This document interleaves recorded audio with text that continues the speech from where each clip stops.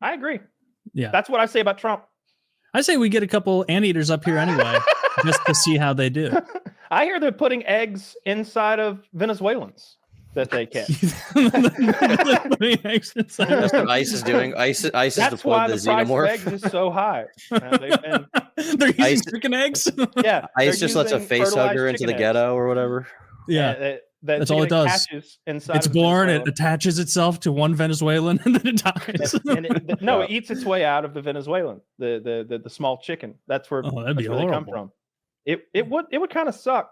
Yeah, that I said on PKN that Kilmar guy's never coming home, and it's funny. The next day, that's what the press conference was. He will never be a Maryland father. He will never live in this country ever. And it just on and being real mean about it. It's great. It's great. It's scary. Doesn't she usually here show legally? kids? Didn't commit any crimes. Clean criminal record. I mean, now he's in an El Salvador Supermax prison for life. Now, don't want to have the same conversation for the fourth time in 2 episodes. I hear he's a terrorist. I have heard that. I've heard he's a member of Tren de Aragua, and then I heard MS-13, and I haven't seen any proof. He was with. I heard he's the president of DEI. So no, I don't like to release a lot of information, but she did release more information the other day, and I'm told that he was when he was taken in, he was with 2 members of MS-13, and they mentioned his T-shirt, with some sort of gang imagery tied to MS-13, something about presidents' faces covered with dollar bills. I don't know. She didn't describe it well. I wish there was more real evidence, the kind that you would expect when you convict someone in a court of law. However, tell you what, if this has got to really put the scare into anybody who was thinking about coming. So I do what you got to do. It's not that I'm for this guy. It's that I'm against a lack of due process. Sure. I've been this way since the first day it came up. Since like 4 weeks ago when they first sent the guys. I'm like, what if some of these guys are innocent? What if? Right? Shouldn't we know their names before we put them in a Supermax prison? Shouldn't we?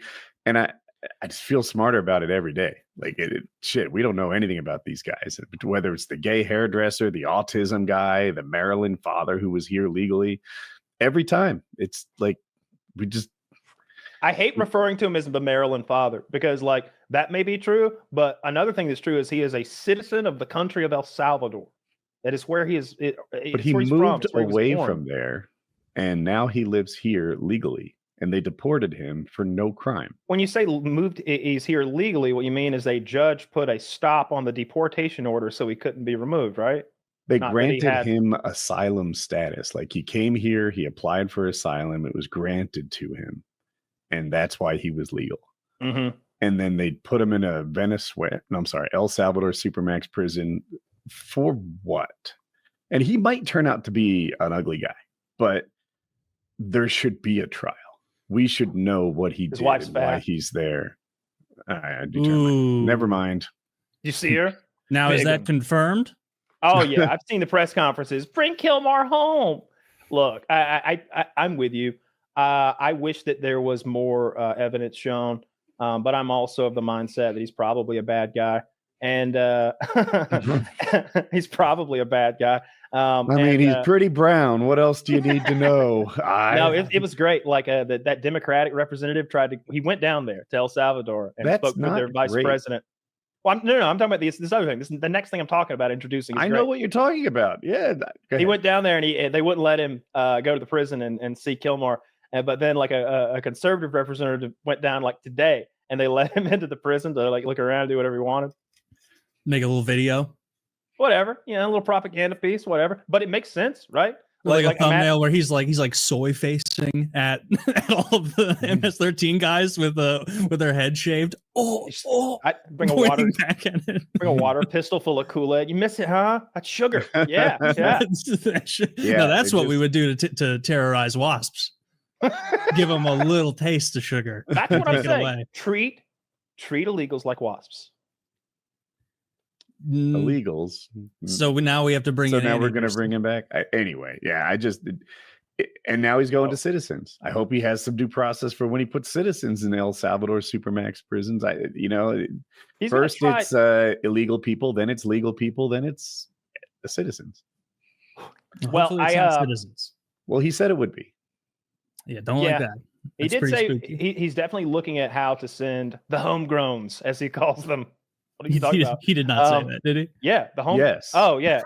So not only has he's oh to the camera, and he's also like he was chatting with the El Salvadorian president, like to the side.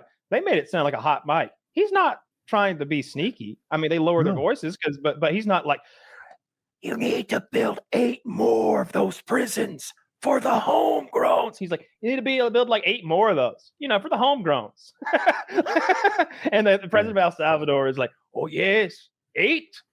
We could do this. like that guy doesn't give a fuck. He's dressed like a nightclub owner. It was great. That doesn't seem like a Trump move. It seems like the Trump move would be him being like, we're going to build the most beautiful prison you've ever seen, the biggest beautiful prison because for all the homegrown bad guys. This is a legal black hole from which there is no return. So the judge can say what he wants.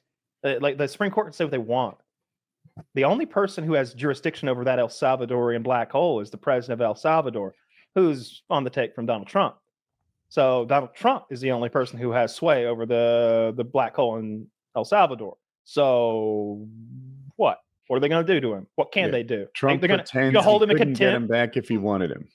That's what he's doing. The judge ordered that he return this person, and Trump is like, "Damn, wish I could." I mean, of course, he doesn't say that, but he's like, "I can't get him." And the El Salvador guy says, "I would be smuggling a terrorist back to America. I can't do that. I can't smuggle terrorists into America." As if they just don't understand what the request is or what's happening. They're just like, fiddlesticks. 2 days late. We could have done this 2 days ago. Yeah, I bet it's going to put the scare in a lot of people who are going to come here illegally, and they won't come here. I know I would be scared. I definitely would be if I saw. Where would you sneak into? Let's say you live in some horrible shithole and you got to sneak in. Where are you sneaking? I would go to Canada, or I would try to get into Europe. Where would you sneak into, Joe? Fuck. The problem is I don't think there's anywhere else I'd want to live other than the States. So yeah, America rules. Yeah, if I was like a Brazilian dude, if I was a Brazilian dude and I had to go anywhere, maybe like Puerto Rico, isn't it like nice there? Why not Portugal, where they speak the same language, right? What's Portugal? Yeah, but they're but then you got to be around those Portuguese people. But you're one of those Dude, I wonder if do the whites in Portugal look down upon Brazilians? Like do they speak maybe like gutter Portuguese? They probably do. Yeah, I bet. Like, there's no way. It's probably like a North versus South Italy type thing. They're like the dirty rednecks to them, maybe. And, or like mainlanders to Sicilians, something like that. It's like, those guys. Ugh. They don't really like them. No, I can see that. I don't know. I see that Europe's pretty accommodating for anyone and everyone who wants to storm those beaches these days. So maybe somewhere in there, you could probably get have a nice life in one of those Muslim countries they've got now. I'd pick one of the warm European countries. Like I wouldn't do like Sweden, Norway, Finland, too fucking cold. Spain. Let's go to the south of Spain, dude. Portugal. Let's get fat on Iberico ham and fuck Spanish women. Spain or Italy would be. I was gonna say Italy too. Italy was my favorite. Greece would be nice. They have great weather. I don't know that I could ever learn to drive in Italy. They're so wild, but otherwise, bicycle, dude. Like you'd be on your bike. You'd be on your bike. You wouldn't have a car, dude. I'd be e-bike. I'd stop saving for retirement if I was going to ride a bicycle around Italy. There's no point. You're not making it that long. Oh, is it dangerous? Oh my gosh, they're like, I drive in New York City while shaving and don't give a fuck. I'm in Italy. I'm like, somebody help me. I don't know. Wait, are they bad? Is it drivers? just like not a lot of wildly drivers? They go back and forth. They're on the horn over nothing. they're like it's a freaking competition. Where have you been in Italy? Rome. When I went to Rome, it wasn't that crazy to me. Oh, Rome was wild to me. Like I just remember a lot of really little like versions of American cars. Like I saw like a car that was a RAV4, but it had 2 seats. I saw a lot of those. Yeah. Stuff like that. But I don't remember crazy driving. What I do remember is that because it's like fucking built thousands of years ago, a lot of the roads are real tight. So it's very awkward. And there's like a lot of kind of like one ways that aren't marked as a one way, but people just kind of know. But yeah, from my memory, the driving wasn't that nuts, but maybe I just, I'd be interested. I didn't experience whatever Woody did.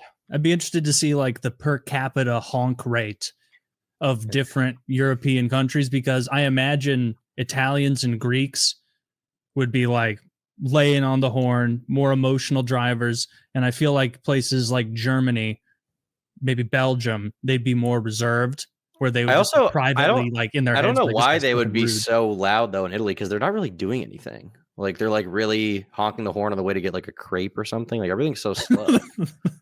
Yeah, I mean, I always hear that about Italy and Greece and like Southern Europe, where it's like, well, we work from 9 to 11, and then we have a 4-hour lunch, and then if there's time, we go back to work. And it's like, damn, you guys are just like, I imagine them sitting smoking on a patio, drinking nice coffees, and like they're just eating slowly all the time. And it's so fucking hot in Rome that you can't really get anything done anyway. I Googled it, sure that Google would back me up, but it did not. It said Bulgaria and Greece have the worst drivers. Bulgaria. Well, my mom is from Bulgaria, and when I've been there, I can confirm they are fucking retards on the road. I can confirm that for sure. I remember going there. My uncle was driving, and he was just like a complete freak on the road. Like he would like stop like 1 foot in front of the person in front of him, and like he was driving one of those like the Audi A8 or whatever, like the the limo thing.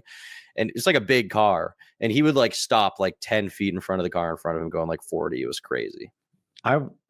After I got back from Italy, I got into this phase of watching people ride motorcycles in Italy just for the like YouTube videos of this, for the adrenaline rush, to watch the insanity of trying to navigate through Italian traffic on motorcycles. Like it's a genre.